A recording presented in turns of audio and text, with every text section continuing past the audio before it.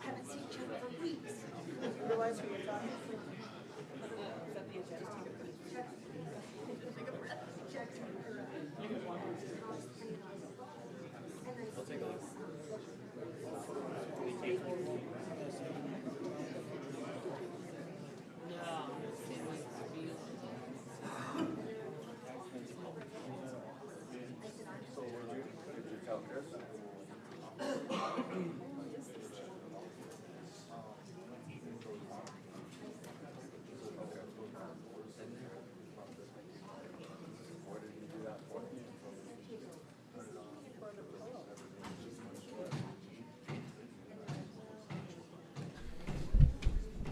All right, folks, if you're here for the City Council meeting for Monday, October 2nd, 2023, we will begin with a roll call and determination of quorum.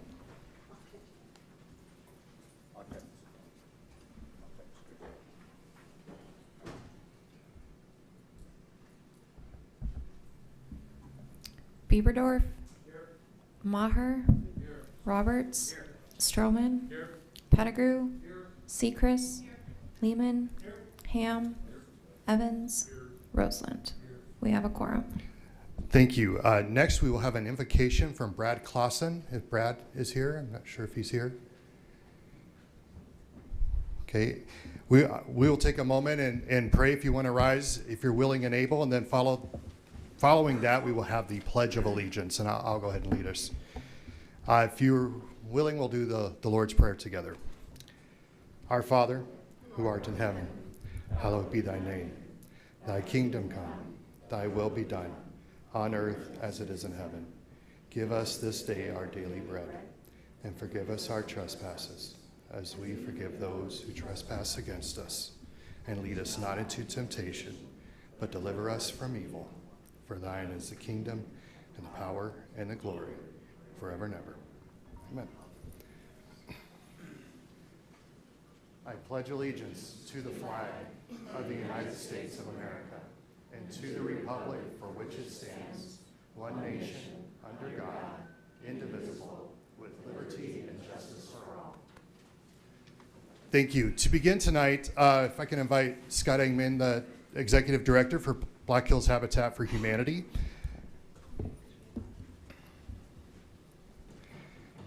Habitat for Humanity does a lot of great work in our community, and it's my pleasure to do this executive proclamation for World Habitat Day. So if you got about 45 minutes, we'll get through this together, and then, just joking, it won't take that long. But whereas more than 100,000 individuals live below the poverty line in South Dakota, and more than 3,500 affordable homes are needed in the Black Hills area. And whereas Black Hills Area Habitat for Humanity has served 365 families through affordable housing solutions, and will continue to address the lack of decent housing in our communities and around the world, while reducing environmental impact by recycling building materials through habitat restores. Whereas secure housing not only facilitates opportunities for health improvement, civic engagement, investment, and wealth accumulation, but also provides a source of dignity and respect that serves as a basis for the pursuit of other rights. By offering a hand up, Habitat looks to help those close the gap of growing inequality by committing to scaling up our processes and working to offer as many families as possible stable housing opportunities. And whereas the United Nations General Assembly has declared the first Monday in October as World Habitat Day, a time to unite in a worldwide effort to promote policies to ensure adequate shelter for all. By raising awareness and advocating for universal decent housing, we can change the systems that reinforce poverty housing and make affordable homes a reality for all. Now, therefore, I, Jason Solomon, Mayor of the City of Rapid City, do hereby proclaim October 2nd, 2023 as World Habitat Day and encourage all Rapid City citizens to work towards the elimination of inadequate housing. Scott, would you like to say a few words, sir? Just a couple, if I can. I want to thank everyone for the time today, and I think the housing crisis is ever before us, and we have an opportunity together. And as I was thinking about tonight, it's not really my problem. It's not the mayor's problem. It's not the planning commission's problem. It's our problem. And we know there are some tools in the toolbox to address it related to zoning inclusion, right-of-ways, density. I mean, these are things that are just practical things we can do as a community. And I know our city's working hard at it, and I'm looking forward to working with your team. So thank you. Thank you, Scott.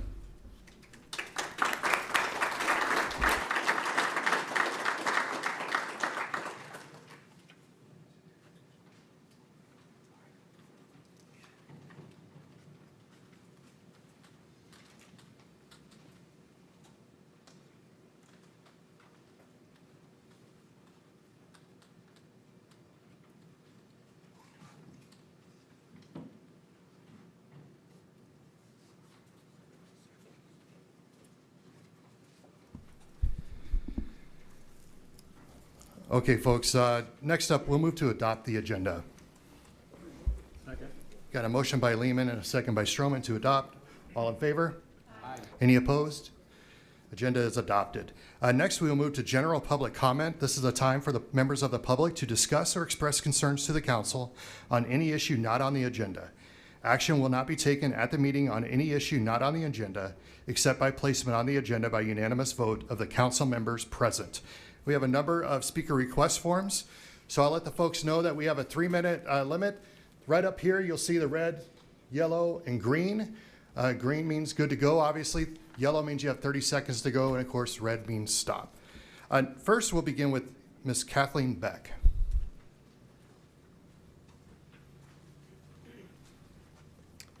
Good evening. My name is Kathleen Beck. I live in South Side of Rapid City. I'm a single person, live in my house alone, modest little house, not very big. On September 1, I turned off my water sprinkler system, didn't think I'd need it anymore. On September 20th, I received a water bill for $806. I've never received a water bill of that magnitude. The highest one I'd ever had was 200 and something, and that's when I was doing a lot of watering. I have no idea. I came down to the city. The lady at the front desk told me that someone stole $806 worth of water from my house, from my yard, something. She suggested I call a plumber and have the plumber come out and check my facility and make sure I didn't have any leaks. Or the plumber came out, no leaks, nothing was wrong. He suggested that it was possibly a meter issue from the city. The next day, I went down again and talked to the same lady. She told me they would send out someone from the city to come and check it out. He checked it out. He found nothing wrong. However, I did insist that he put a new meter on because there was a reason for this water bill to be so high. I guess I'm here tonight. I've never heard of someone stealing $800 worth of water anywhere in Rapid City, and I guess I'm wondering if you people can help me. Ma'am, unless there's something up here tonight, we'll have one of our staff members again follow up with you on this. Okay? Okay, thank you. Thank you. Next up, we have Tony Diamond.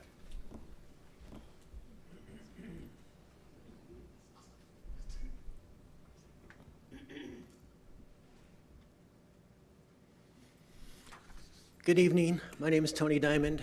I am treasurer for Black Sails Center for Equality, state treasurer for the Democratic Party. I am also a citizen here in Rapid City. I wasn't able to make the last council meeting, and I am very disturbed to find out that the Hope Center lost. The permit for the Hope Center was denied. I'm here just to voice my concern. We are moving into a time of the year where it's going to be very cold, and I'm wanting to know what we are going to do as a city to provide for those that are unfortunate to have housing. The Hope Center was a place that provided these resources for people, and the fact that they were denied a permit for their new place, I'm open to hearing how the city is working to provide a remedy for this situation. Are they helping find a new location? Are they helping find better location, better resources? What are we doing as a city to meet the needs of the people? You know, we hear that the permit was denied, but I haven't heard of anything that we're doing as a city to to make the situation better. You know, there's not much information being coming out to the public. So you guys serve us. You guys are working for us. What are you doing to make it better for all the people here? What are you doing to provide for the least of us?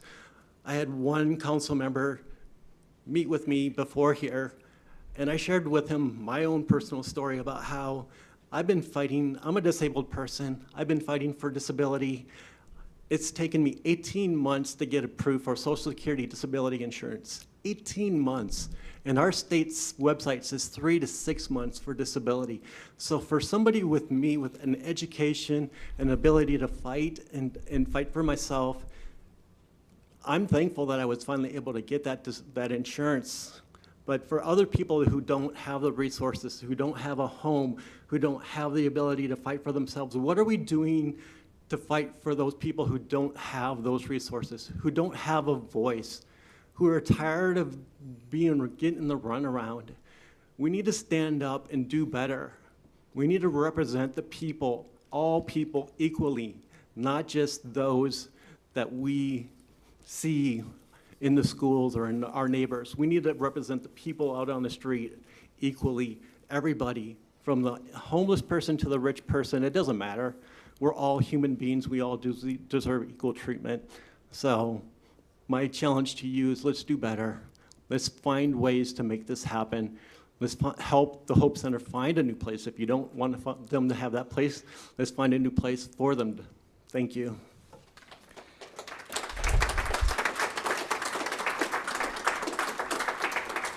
Next up, Annie Bashan.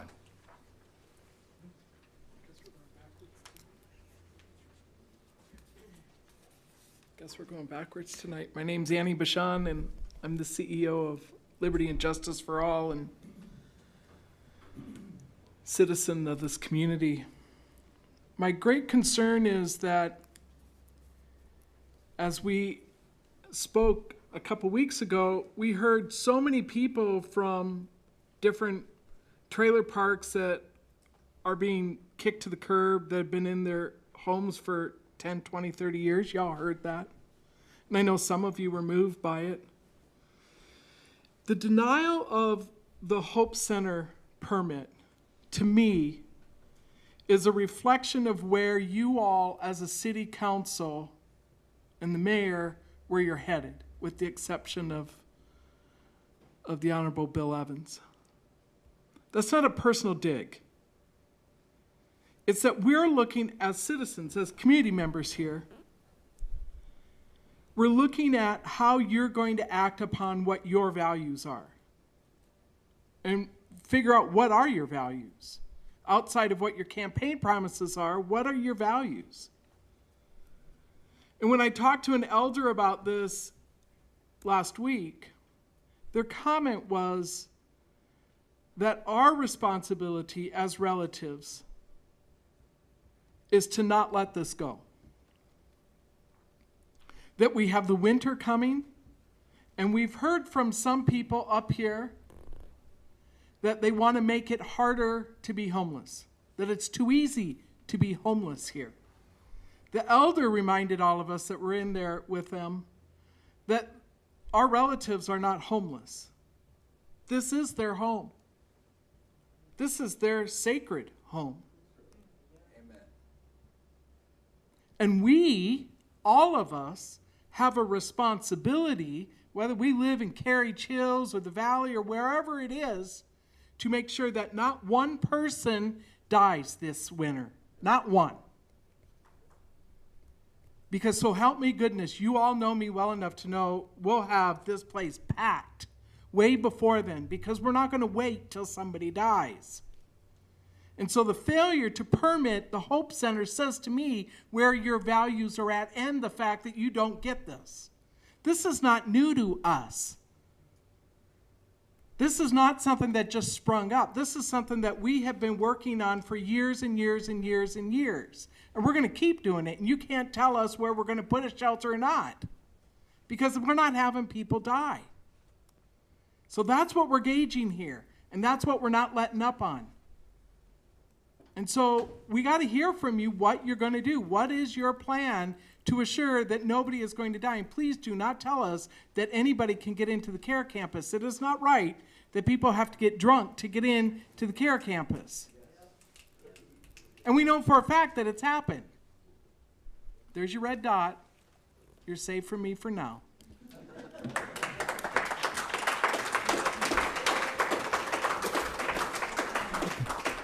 Robert Momertz.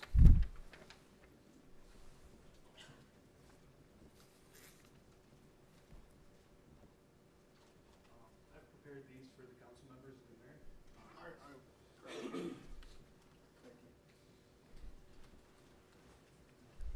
You'll have to forgive me. Hello again for the third time. My name is Robert Momertz.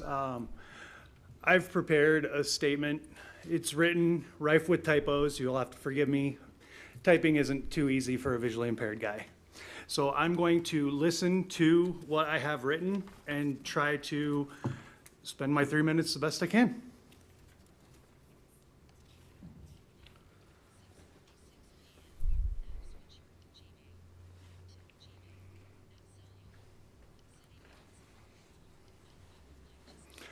All right, so good evening, Mayor Solomon and members of the council. I would like to start off stating that I understand that the decision has been made to uphold the appeal of the permit for the new location for the Hope Center. I'm also here to express my absolute disgust in that decision. I feel it is very, very cold and inhuman. Personally, I don't understand why that decision was made, and I would like clarification on it. Going back 2 months prior to my first meeting here in City Council, it's been a topic that's been brought up that isn't on my, I guess, itinerary. What does the city have planned for the homeless population? A question I asked 2 months ago and never received a response for, just for public note. As somebody with a visual impairment and a member of the homeless population here in Rapid City, I don't understand what terrifies people so much about the Hope Center. If it was truly a bad place, would I have survived the last 6 months being extremely vulnerable and very, very easily victimizable? I walk to and from the mission every day to the Hope Center to go to devotions. Not once have I been physically or verbally accosted. The only time my life has ever been in danger was by a law-abiding citizen who decided his time was more important than my life, or her time. I guess I couldn't tell whether it was a man or a woman. But I know that that vehicle crossed at the wrong time and almost hit a city ambassador as well, who happened to save my life. So kudos to that gentleman and one of your city employees. I would like to challenge each and every one of you council members and the mayor himself. If you've never been to the Hope Center for a devotion, please do. Otherwise, you're going on hearsay. What you've been told is going on at the Hope Center. Ride-alongs, okay, cool. You've seen what happens outside. If you've never been inside the Hope Center, you have no basis for judgment.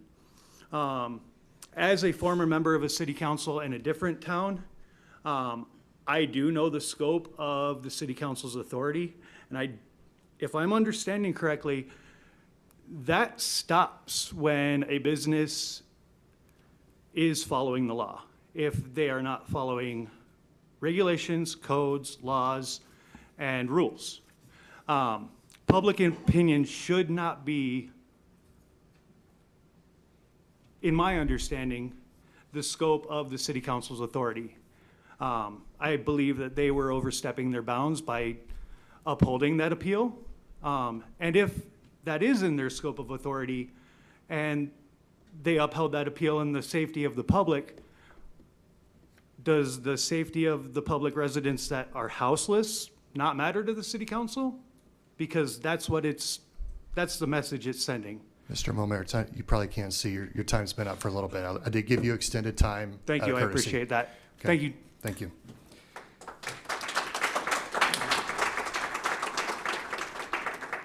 Next, Avery Craven.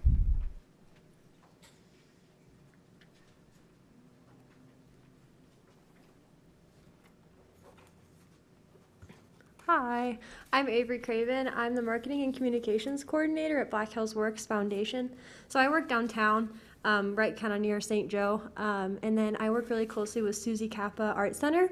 And so it's essentially an enterprise of Black Hills Works. So we help fund it, and then the artists there are supported by Black Hills Works and all have developmental disabilities, and so they earn a wage off of the commission that they sell. So I guess I don't have any solutions here, but we have a hard time as is with accessible parking downtown, and so with all this construction, it's been a lot harder to get our artists and then anyone who else we support that wants to go to the center. We have to now go through the alley access, which I'm glad we have access to that in our garage, but that is a concern, and we have an open house for the art center on the 19th, and so we're not sure how parking is going to work for that, let alone how we're going to get any of our people into the building. Logistically, it'll just be really difficult for us. But yeah, I just wanted to say that that's kind of been a problem, and just I hope that in the future that the small businesses downtown will be kept a bit more in mind when it comes to this kind of thing. But yeah, that's it. Thanks. Thank you. Next, Andrea Lease. Good evening. I do have some handouts. I unfortunately don't have enough for everybody, but thank you. Again, I come to you asking for the reversal of your votes against the proposed site for the Hope Center. Since I was here 2 weeks ago, has anyone yet visited the Hope Center? Recently, I've been shadowing at the Hope Center, and I've had the opportunity to visit with some wonderful homeless people. Their stories are both difficult and touching. I could see sad faces and smiling faces. Some of them just are plain tired, not just physically, but mentally and spiritually. The great things that the Hope Center provides for our community are priceless. Where do you think all the homeless people of our community are going to go if the Hope Center closes because of your vote against the site? I heard that the building in question was donated to the Hope Center, and it's in an ideal spot. I also heard that there's a developer who is planning on building low-income housing nearby. With the resources and guidance the Hope Center provides, they can potentially help them into that housing.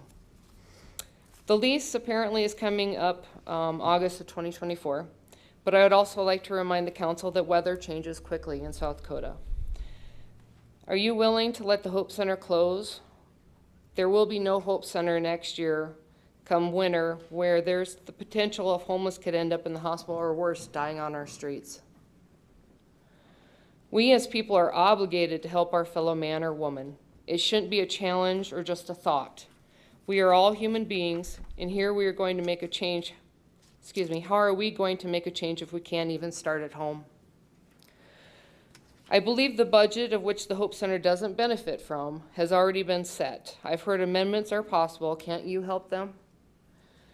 Are you aware of the cost to the city will be to help the homeless without the Hope Center? I am in the process of developing a petition for those who are for the Hope Center proposed site. If I am able to obtain more signatures than you had on the position that was against the site, will you reconsider doing another vote? I have also brought along, I found another site. 2 weeks ago, I provided 2 sites that had potential for a Hope Center. Here's another one. So there's places out there. And so I'm just asking you guys to acknowledge this, change your mind on the vote, and give the people a voice. Thank you. Next, Sean Wagner.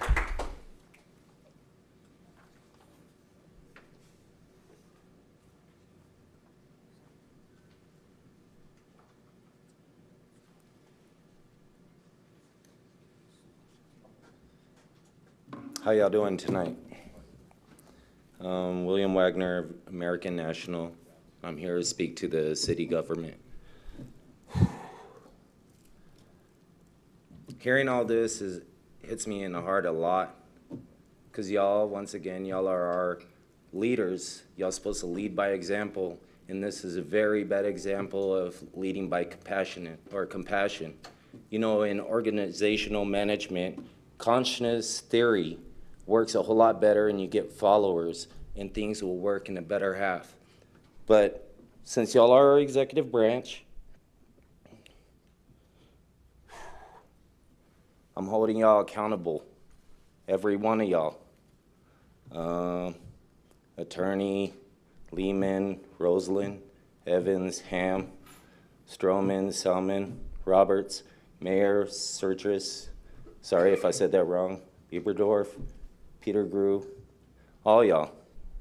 Under Title 18, Section 242, this provision makes it a crime for someone acting under color of law to willfully deprive a person of a right or privilege protected by the Constitution or laws of the United States. To secure a criminal conviction under Section 242, DOJ must establish 3 elements. The defendant acted under color of law, the defendant acted willfully, and the defendant deprived the victim of the rights under the Constitution or federal law or subjected the victim to different punishments. This is a punishment. These people need our help, okay? They're very low in esteem. We need to lift them up. It's not a handout, it's a hand up. We show love and compassion, and we will make this city better. Talked about this a lot of times. Appreciate you making Constitutional Week. I was American Red Cross shelter manager for Hurricane Irma, and we set up in 3 hours for 350 people in a church, Hyde Park Presbyterian. I recommend, if that place is in a good place, do the Perry Market building. You know, the VOA's there, Volunteers America with the veterans and all that. There's so many resources right there. People are always there anyways. If that spot don't work, maybe that spot will work. Plenty of space, restrooms, could put in a cooking facility in there, beds, because at this point, the mission, I hate to say it, is there's a lot of sexual offenders, and I don't want those little kids there. Would y'all want little kids there? That's what I want to hold y'all accountable for. And if people die, then y'all could be held accountable as well. Thank y'all for y'all time. Next, Justin Warner.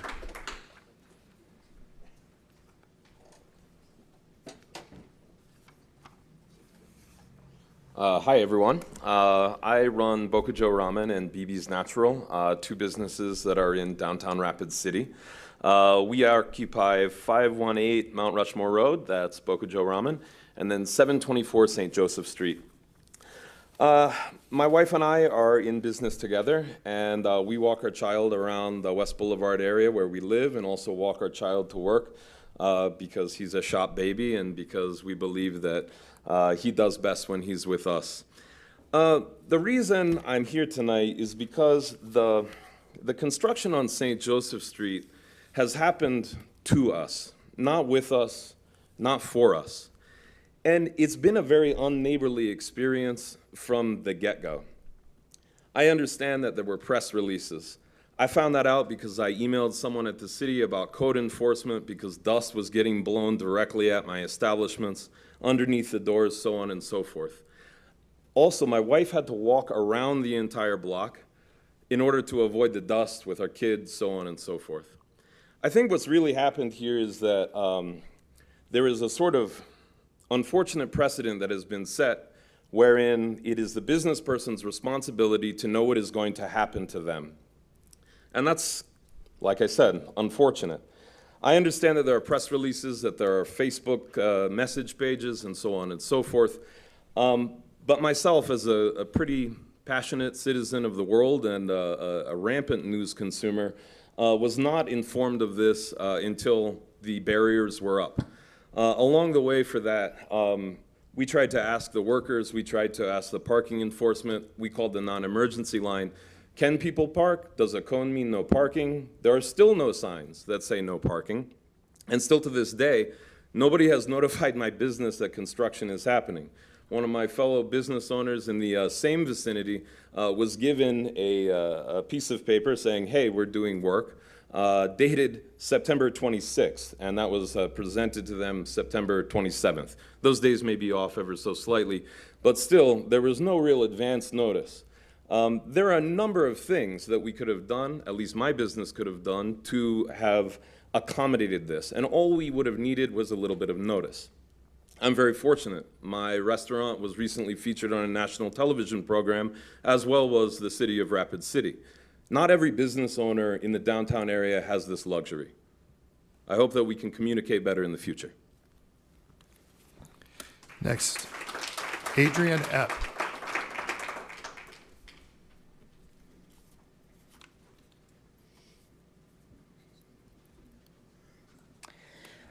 The crisis that these business owners are facing is a result of building for only one kind of transportation. When that one form of transportation is cut off, these businesses suffer. When you are investing money, you do not invest in only one place. You will not only invest in one stock. And in a similar note, you will not only invest in car infrastructure. It's bad money management. It is expensive to build and it is expensive to maintain. And when it goes down, it is expensive for these businesses. It is encouraging to see that many of you do not grant sidewalk variances. It shows a dedication to walkability. But it is only one piece in this broken mosaic of a city, and it is not enough to save these businesses. It's not enough. Because to be walkable means you also have to be able to get to these places even without a car. And so this is what I am bringing you today. So far, I have not given you anything to act on when I've come to these meetings, but what I am proposing today, you add this to your agenda, make this a resolution that within 10 years, you will take steps to see public transportation and cycling to account for 10% of trips made within the city. This will do more for congestion. This will do more for city finances than a $19 million half-mile, not even half-mile road project that is barely going to account for congestion. You need to be better stewards of this city's finances. You cannot be wasting money on roads that do not need to be widened. And you do not need to be threatening the well-being, the finances of these small businesses downtown by this construction when there could have been alternative forms of transportation, bringing people downtown, bringing people to these businesses. And so, yes, add that resolution to your agenda. Add it. And also add what Justice will be talking about to your agenda. And if my remaining time can go to her, please make that happen. Next up, Dave Adams.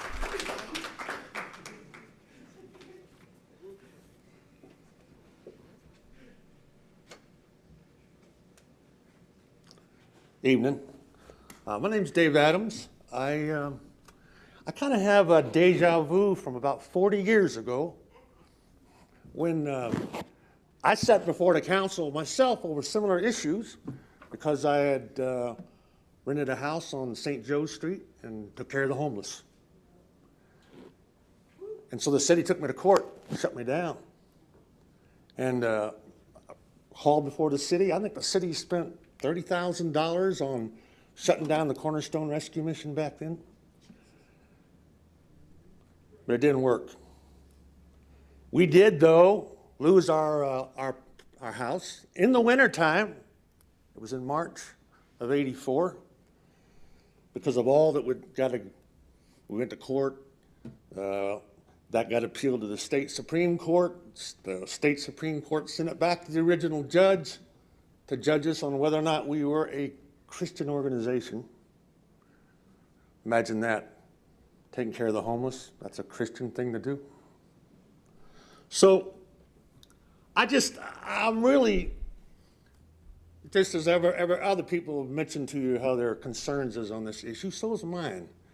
Partly because the laws that you have about missions and taking care of the homeless are because of me. Because you had no laws before that, now you got all kinds of them. We were fortunate. One thing is God watched over us, and God's watching over the Hope Center too. That's a godly enterprise. They love the Lord. They spread the gospel there. They share the love of Jesus.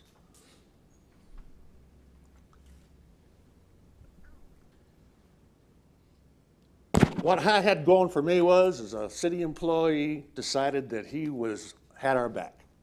And that guy's name was Tom Hennies, chief of police. And he decided, he was driving down an alley one day, and he saw a homeless family, a man and a wife and a little kid, and they were digging food out of that dumpster to feed their little kid. And that broke Tom's heart. And so he said from that point on, he was going to do all he could to make sure we had a permanent house. And at that time, you had just built this beautiful building, and so you had an empty building. And we had to buy it, but still it was a wonderful building. And God provided, paid it all pretty quick.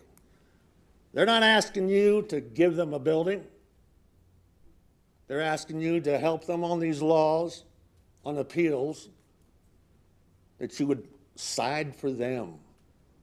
That's all. Let's don't have a repeat of history. And think about it, Hope Center could end up here.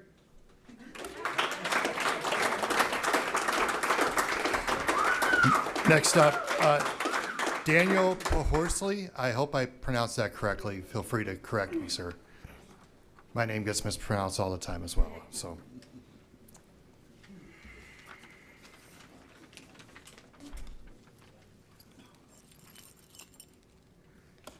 Good evening. Thank you first and foremost for your time spent in this room today. My name is Daniel Porelski, and I'm a staff member of the Hope Center. I've been employed at this location for a year. I'm a combat veteran, and I served at the Ellsworth Air Force Base from 2010 to 2016. I was houseless in Rapid City in 2022. While there, I resided in the Cornerstone Rescue Mission, and my schedule included weekly and at times daily visits to the Hope Center to take advantage of the resources provided there. The Hope Center is a ministry, and the medicine that is administered there is hope. These things may be witnessed not only in our daily devotions, but in every guest's act of kindness, patience, acceptance, and forgiveness. We know that these characteristics must be practiced and discipline must be applied, as it is also stated in the word disciple. I am here today to speak in regards to a decision that has been made to end our lease and to deny a permit, making it impossible for my employer to relocate into a new building. In many ways, I want to come to you with anger and bitterness and a sharp tongue because of your arrogance. Although this council has voted to deny the permit of a location that obeys the word of a living God, you all must know that you are forgiven by him. You are forgiven for not knowing what happens at the Hope Center, and you are forgiven if you are afraid to show compassion for our guests. You are forgiven for making decisions for many on the foundation of fear and not love. You are forgiven for not taking hold of the courage that we all feel when we feel love. You are forgiven for not loving your neighbor as yourself, as Jesus Christ commands us.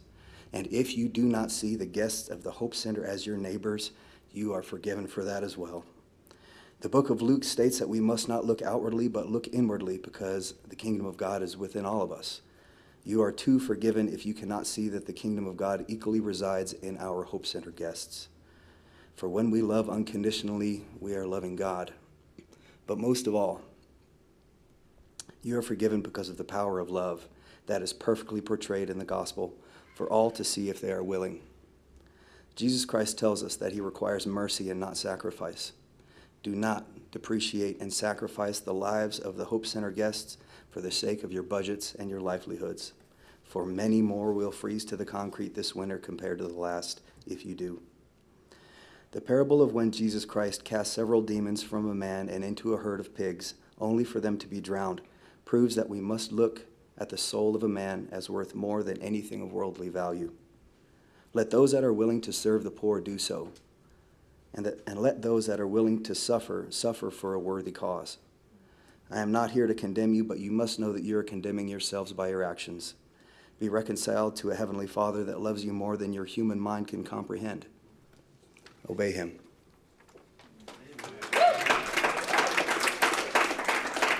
Next, Tom Swiftbird.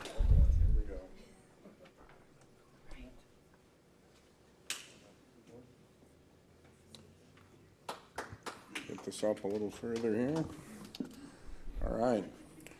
My name's Tom Swiftbird. I'm a resident of the north side of Rapid here, and I just want to express the utmost solidarity with our houseless relatives in this community, and they are a part of this community, and you don't really see them in this room, even though so many decisions are being made without them, without their voices. But it's not a crime to exist, or at least it shouldn't be. And you know, they're not really here, so they kind of end up invisible. But as was just spoken, they are our neighbors in many ways. They're exactly where they should be. Their blood runs deep here in Pahasapa and the Black Hills as part of unceded Lakota territory many times. And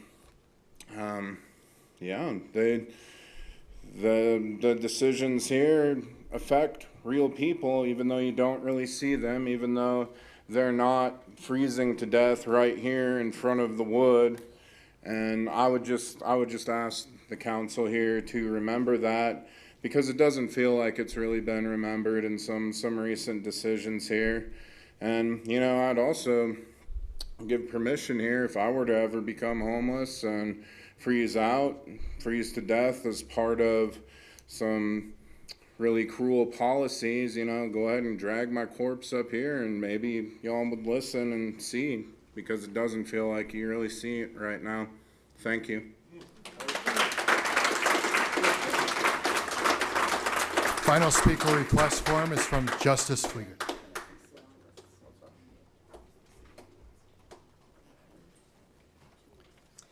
My name is Justice Fagan, and I am the owner of Uprooted. I bought this business in February of 22, and Aurora Grace, our sister shop, moved into our suite with us early August of 22. About a week later, and without warning, 8th Street was under construction and our parking on St. Joe was eliminated. That project continued for almost 8 weeks and drastically impacted our sales and set us up for failure for a couple of months.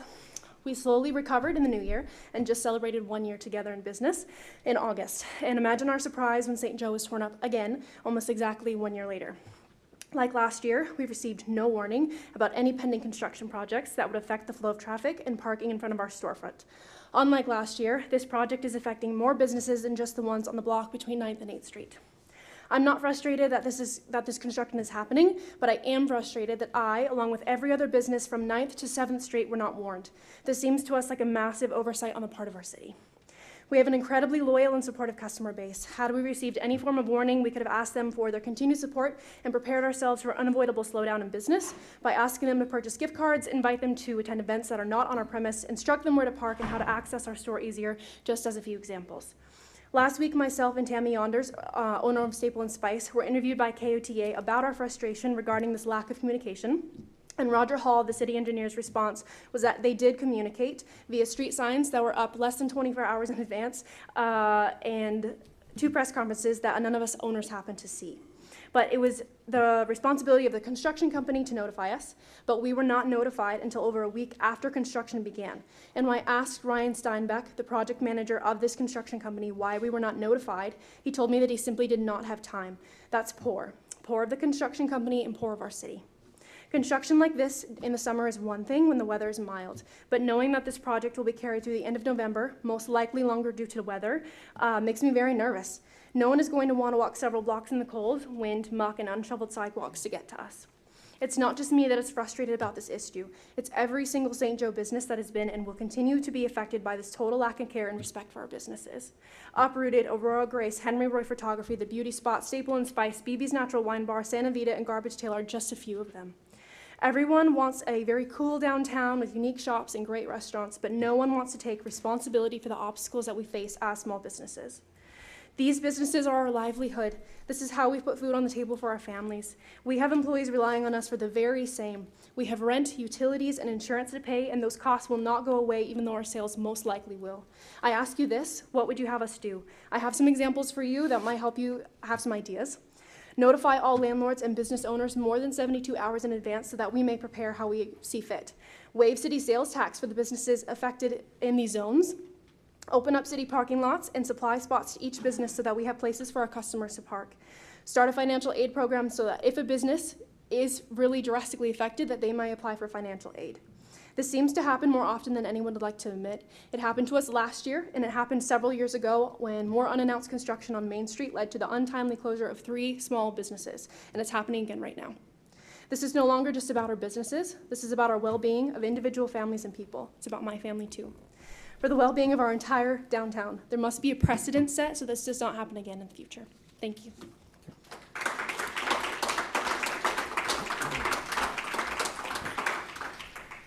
That takes us to the end of general public comment, and we will now begin non-public hearing items, items 2 through 40, and we will open public comment for items 2 through 33. I have no public speaker request forms for those items, so we will close public comment for those items and move on to consent items, items 2 through 33. Would the council wish to remove items from the consent items or vote on remaining consent items?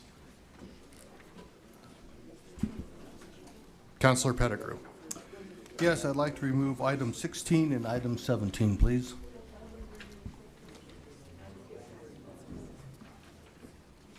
Okay. Any other items? Got a motion by Lehman to approve the balance, a second by Roseland, with the exception of 16 and 17. All in favor? Aye. Any opposed? Motion carries. We'll move on to item 16. Excuse me, item 16, approve request from John Eisinger, the property owner, for a variance to waive the requirement to install sidewalk along Nameless Cave Road per city ordinance 12.08.060. We will go to Mr. Pettigrew. Thank you, Mr. Mayor. As all of you know, I'm a strong advocate for sidewalks, and I just want to be clear, in some instances, sidewalks should not be put in, and this would be one of those instances. I've driven by this property where it's located.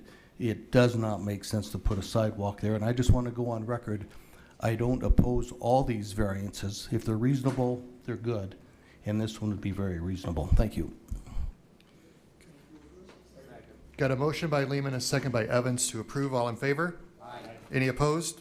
Motion carries. Item 17, approve request from Dane Boobsma for a variance request, a variance to waive the requirement to install sidewalk along Wildwood Drive per city ordinance 12.08.060. Mr. Pettigrew, you removed this item. Did you wish to speak to it? You, Mr. Mayor, if I could ask Mr. Tech a question, please? Yes. So Dale, as I drive by this property, it appears to me the house on the corner of Sheridan Lake Road and Wildwood has a sidewalk that goes along Sheridan Lake Road and then turns west onto Wildwood. Would that be correct? Yes, I believe that's correct. And this property, thank you, Dale, this property directly adjoins that property. So the property on the corner, just to be clear, has a sidewalk on Sheridan Lake Road, and then it turns west and goes along Unidale Drive. And this is a very busy intersection, and it's going to get more busy. And I've driven past there several times. I understand the members in the Wildwood subdivision do not want sidewalks. I understand that. Does not make sense to me. There's some beautiful homes up there. I've driven around that loop a dozen times since this was brought on the agenda. And there are driveways up there that are heated to keep snow off. There are driveways up there that are constructed in such a manner to hold their motorhomes, their boats, but yet the development doesn't want sidewalks. Like I said, that just does not make sense to me. Some of those driveways have more square feet in them than the houses that they support. My position on this is where this property is that's requesting the variance, the sidewalk could continue very easily along Unidale Drive, or not Unidale Drive, Wildwood. And I think it would enhance the property. That's a very busy intersection. I'm just assuming as pedestrians, bike riders, joggers use that intersection, if they have more room, it would make that intersection safer for people, wouldn't be so much congestion on the corner. And when I drove by there was heavy equipment there on this property. They very easily, if the reason is it's an expense because of topography, I just don't understand that you'd have all this heavy equipment there in very short time. They could create that area ready for a sidewalk. So I can't vote to support this variance. I just believe that we have to draw a line in the sand, and when it's reasonable and doable, we should be putting in sidewalks. Thank you, Mr. Mayor. Thanks. Next, we'll go to Councilor Stroman. Thank you, Mayor. I'm going to have to agree with Rod on this one.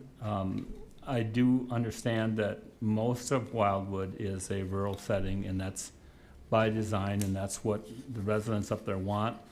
There are lots of places in Wildwood where sidewalks are impractical. The road is narrow, winding, goes up and down hills. The topography just does not lend itself to that. And I wouldn't advocate for a sidewalk in 99% of it. And so, but this particular area, it's right at the collection point of Sheridan Lake Road and Catron Boulevard. It's a very busy intersection, and I could see that there would be a lot of foot traffic there, kids walking to school, bicyclists, what have you. And I think that it's important that we not have them walking in the street in that area, and because it is so close to Sheridan Lake Road. So I'm going to oppose this variance also. Thank you. Still waiting for a motion.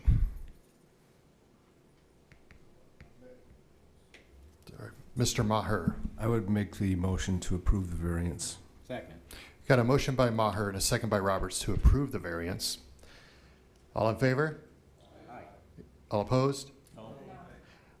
Heidi, will you go to a roll call vote, please?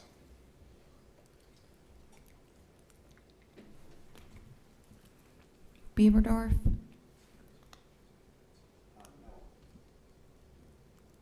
Maher. Yes. Roberts. Yes. Stroman. No. Pettigrew. No. Seacrest. No. Lehman. Yes. Ham. Yes. Evans. No. Roseland. Yes. It's a tie vote, 5-5. Well, let's take a look at this here. Just a moment here. This is Mr. Boomsma here. To see him.